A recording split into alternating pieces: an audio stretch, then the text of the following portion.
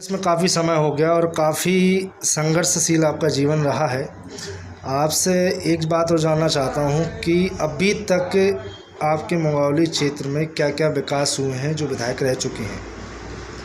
विकास, अगर विकास की बात की जाए तो विकास के सामने काश लगा हुआ है।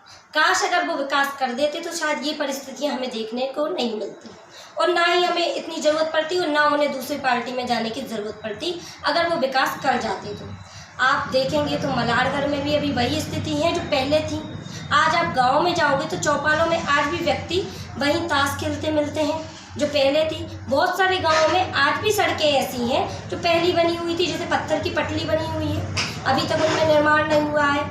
वो तो कुल मिलाकर काफ़ी लोग तो ऐसे हैं जिनके अभी तक राशन कार्ड तक नहीं बने हुए हैं। तो काफ़ी दिक्कतों का सामना किया गया है जब बृजेंद्र जी विधायक थे उस टाइम, और ऐसी परिस्थितियों में इसीलिए हम चाहते हैं कि हमें दूसरा विधायक चाहिए।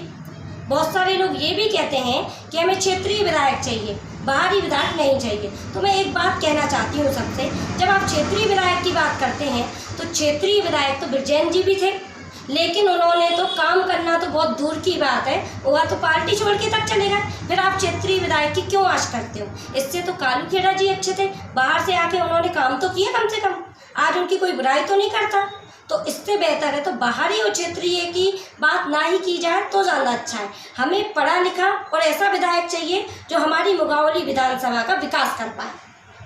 कांग्रेस की सरकार के समय किसानों ने काफ़ी नाराज़गी देखने को मिली, जैसे कि खाद को लेकर किसानों का ही कहना था कि खाद को लेकर हम परेशान नहीं हुए।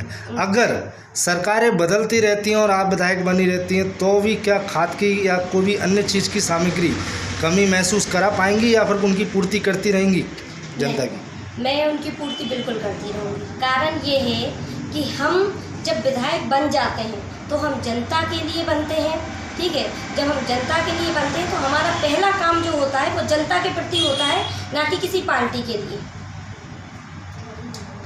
दीपा जी, मेरा एक और सवाल, कई ग्रामीण क्षेत्र ऐसे होते हैं जहां पर नल जल योजना नहीं होती है, नल नहीं होते हैं और काफ़ी दूर दूर से लोग पानी लाते हैं और अपना घर गृहस्थी चलाते हैं। तो ऐसे कई ग्रामीण क्षेत्र आपकी नज़रों में होंगे कि जहां पे आप वहां पूरी व्यवस्था कराएंगे? जी, जैसे कि गड़ला है, गड़ला में सड़क का ऐसा है कि बिल्कुल ढलान वाला क्षेत्र है और वहाँ पानी के लिए महिलाएं 2 से 3 किलोमीटर तक जाती थी। अभी जब पिछले चुनाव में उपचुनाव के टाइम पे भी बृजेंद्र यादव जब विधायक बन गए थे तब हमने उनको भी बोला था। उसके बाद में एक बार गाड़ी गई भी हुई थी, लेकिन उसका कुल मिला के पानी की व्यवस्था तब नहीं हो पाई थी। अब फिलहाल की स्थिति में ये है कि हम चाहेंगे कि वहाँ 2 से 3 हैंडपम्प और नल की सुविधाएं हो ताकि महिलाओं को ज़्यादा दूर नहीं जाना पड़े। और इसके अलावा ऑरेल में भी जैसे देवेंद्र हरिद्वार है, उन्होंने भी हैंडपम्प की मांग की हुई है कि हमारे जो एससी समाज के जो क्षेत्र है उसमें एक हैंडपम्प लगाया जाए। तो हम कोशिश करेंगे कि वहाँ पे भी हैंडपम्प लगाया जाए। और मेरा सबसे पहले मुख्य, अगर व्यक्ति देखा जाए कि विधायक बन के क्या करना चाहिए तो कुछ नहीं, केवल हमारे पास 2-3 ही मुद्दे होते हैं और वही 2-3 मुद्दे अगर हम लेके चलें तो बहुत कुछ कर सकते हैं। जैसे कि पहला हो गया पानी, दूसरा हो गया लाइट, तीसरा हो गई शिक्षा, चौथा हो गई बेरोजगारी। बेरोजगारी के लिए मैं खुद भी चाहूँगी कि मैं हर समाज के लिए, जब मैं विधायक बन जाऊँगी तो हर समाज के लिए 2-2 ट्रैक्टर और कृषि का सामान उपलब्ध कराऊँगी।